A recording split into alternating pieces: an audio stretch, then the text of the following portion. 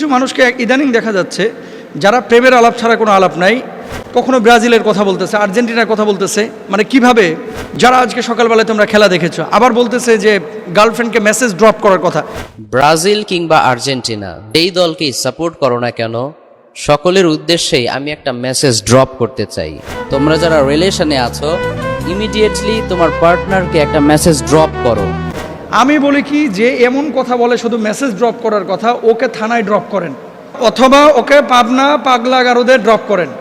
একটা রেফারেন্স নাই, একটা আয়াত নাই, কোরআনের কোনো দলিল নাই, পুরোটাই খালি ড্রপ আর ড্রপ, পুরোটাই ড্রপ আর ড্রপ। কিছু কিছু মানুষকে ইদানিং দেখা যাচ্ছে যারা প্রেমের আলাপ ছাড়া কোনো আলাপ নাই, তারপরে মনে করেন গার্লফ্রেন্ড বয়ফ্রেন্ডের কথা, তারপরে মনে করেন সিনেমার গল্প করা, তারপরে ফুটবলের গল্প করা, এই ধরনের অনেক বিষয়গুলো তারা বিভিন্নভাবে বিভিন্ন উপায়ে দর্শকদের সামনে, মানুষের সামনে, জাতির সামনে পেশ করছে। আল্লাহর নামে হলফ করে বলছে, আমি 3 বার বলতেছি, আল্লাহর কসম, আল্লাহর কসম, আল্লাহর কসম, আজকে উমরের জামানা যদি থাকতো তাহলে হয়তোবা যে অপরাধী এইভাবে ইসলামকে কটাক্ষ করছে, হাসির পাত্র বানাচ্ছে, তাকে হয়তোবা উমর রাদিয়াল্লাহু তাআলা আনহু কড়া শাসনের মুখোমুখি করে হয় জেলখানায় পুরে দিতেন, অথবা তাকে কতল করে ফেলতেন। আমি সাধারণত কারো নাম নিয়ে কোনো কথা কোথাও বলতে চাই না, যদিও তিনি নাম উল্লেখ করেছিলেন, আমি তার নামটা উচ্চারণ করে তাকে আরও ভাইরাল করতে চাই না। আমি যে বিষয়টা আপনাদের কাছে বলতে চাচ্ছি, আপনারা আমাদের লেকচার শোনেন, ওয়াজ শোনেন, আলোচনা শোনেন, কখনো কখনো আমরা স্টুডিও ভিত্তিক ইনডোর কিছু আলোচনা করি বাসায়, আর সওয়াল জবাব করি, কখনো টেলিভিশনে প্রোগ্রাম করি, কখনো জুমার খুতবা দিই। আলেমদের কাজটা কি? আলেমদের কাজ হচ্ছে আল উলামা ওয়ারাসাতুল আম্বিয়া, যে আলেমরা হচ্ছে নবীদের ওয়ারিস, তাই না? নবীরা যে কাজ করেছে আলেমরা সেই কাজটা জাতির সামনে, মানুষের সামনে স্বচ্ছভাবে কোরআন এবং সুন্নাহর আলোকে তুলে ধরবে, এটা হচ্ছে বাস্তব কথা।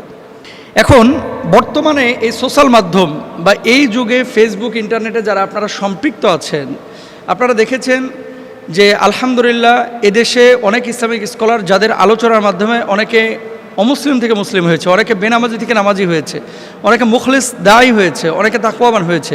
আর কিছু কিছু মানুষকে ইদানিং দেখা যাচ্ছে যারা প্রেমের আলাপ ছাড়া কোনো আলাপ নাই, তারপরে মনে করেন গার্লফ্রেন্ড বয়ফ্রেন্ডের কথা, তারপরে মনে করেন সিনেমার গল্প করা, তারপরে ফুটবলের গল্প করা, এই ধরনের অনেক বিষয়গুলো তারা বিভিন্নভাবে বিভিন্ন উপায়ে দর্শকদের সামনে, মানুষের সামনে, জাতির সামনে পেশ করছে।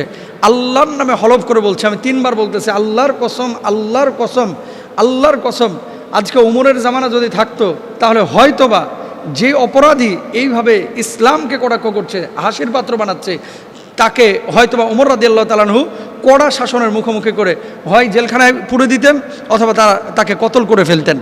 এরকম যারা ইসলামকে তামাশার পাত্র বানায়, ইসলামকে তামাশার পাত্র বানায়, যারা এই কথাগুলো বলতেছে, কখনো ব্রাজিলের কথা বলতেছে, আর্জেন্টিনার কথা বলতেছে, মানে কিভাবে, যারা আজকে সকালবেলায় তোমরা খেলা দেখেছো, আবার বলতেছে যে গার্লফ্রেন্ডকে মেসেজ ড্রপ করার কথা।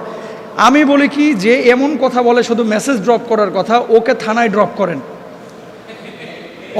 অথবা ওকে পাবনা পাগলা গারদে ড্রপ করেন। একটা রেফারেন্স নাই, একটা আয়াত নাই, কোরআনের কোনো দলিল নাই, পুরোটাই খালি ড্রপ আর ড্রপ, পুরোটাই ড্রপ আর ড্রপ। ইসলাম কি বলে? জায়েজ আছে এই সমস্ত বিষয়। আরে আপনি সিনেমার একটা কথা বললেন যে অমুক সিনেমা এই ঈদে মুক্তি পেয়েছে, আপনি যখন এই সিনেমার নেগেটিভ 4-5টা বিষয় বলবেন, অনেক শ্রোতা আছে এটা ক্লিক করে দেখতে চাইবে যে আসলে হুজুর এটা বলেছে, একটু খুলে দেখি না কি আছে আসলে, তার মানে আপনি উৎসাহিত করেছেন। আমি বলি রাসূল আকরাম সাল্লাল্লাহু আলাইহি ওয়াসাল্লাম এই সমস্ত আলেমদেরকে, দায়ীদেরকে, যারা এমন কাজ করেছেন তাদেরকে কি বলেছেন একটু দেখেন। এরা দাজ্জালের চাইতেও মারাত্মক, জোরে সোরে বলেন নাউযুবিল্লাহ। আল্লাহর হাবিব সাল্লাল্লাহু আলাইহি ওয়াসাল্লাম এদেরকে দাজ্জালের চাইতেও মারাত্মক বলেছেন। দেখেন রাসূল আকরাম সাল্লাল্লাহু আলাইহি ওয়াসাল্লাম বলেছেন, এমন কিছু রয়েছে যেটির ব্যাপারে আমি আমার উম্মতের জন্য দাজ্জালের অপেক্ষাও বেশি ভয় পাই। নবীজি বলছেন যে পরবর্তীতে এমন কিছু মানুষ আসবে যে মানুষগুলো দাজ্জালের চাইতে মারাত্মক হবে। দেখেন, ভণ্ডামি আপনি সাধারণ গেট আপে করেন, সেখানে কোনো মানুষ বিভ্রান্ত হবে না, যে ও জানে যে ওটা ভণ্ড। আর যখন আপনি ধর্মীয় লেবাস পরে আবেদ আলীর মতো, যখন আপনি টুপি পরে, পাঞ্জাবি পরে, দাড়ি রেখে আপনি যখন এই ধরনের কোনো কাজ, কোনো কর্মকাণ্ড করবেন, তখন মানুষ মনে করবে এটা ইসলাম, অথচ এটা সম্পূর্ণরূপে হারাম। আল্লাহ রাসূল সাল্লাল্লাহু আলাইহি ওয়াসাল্লাম কি বলছেন? তখন আমি ভীত হয়ে পড়লাম, তাই আমি বললাম, হে আল্লাহ রাসূল সাল্লাল্লাহু আলাইহি ওয়াসাল্লাম, এটি কোন জিনিস যার ব্যাপারে আপনি আপনার উম্মাহের জন্য দাজ্জালের চাইতে অধিক ভয় করেন? আল্লাহর হাবিব সাল্লাল্লাহু আলাইহি ওয়াসাল্লাম বললেন, পথভ্রষ্ট আলিমগণ। আমি এই ছেলেটাকে যেই মেসেজ ড্রপ বলেন, আপনিও চিনেন আমরাও চিনি, একে আলেমই মনে করি না। যদি আলেম হতো তার তাফসির থাকতো, আলেম হতো ইসলাহের অনেক কথা থাকে, আলেম যদি হতো তাহলে কোরআন হাদিসের অনেক কথা থাকে যেগুলো নিয়ে কথা বলতো। সারাক্ষণ খালি এই যে গার্লফ্রেন্ড বয়ফ্রেন্ড এই ধরনের আলাপ আচরণ যারা করে তাদের আলোচনা শুনেন না ভাই। আর আপনাদেরকেও বলি, কোথায় থাকে? এর কি বাপ মা নাই? এর কি আত্মীয় স্বজন কেউ নাই? এর কি ওস্তাদ কেউ নাই? কোন এলাকায় সে থাকে?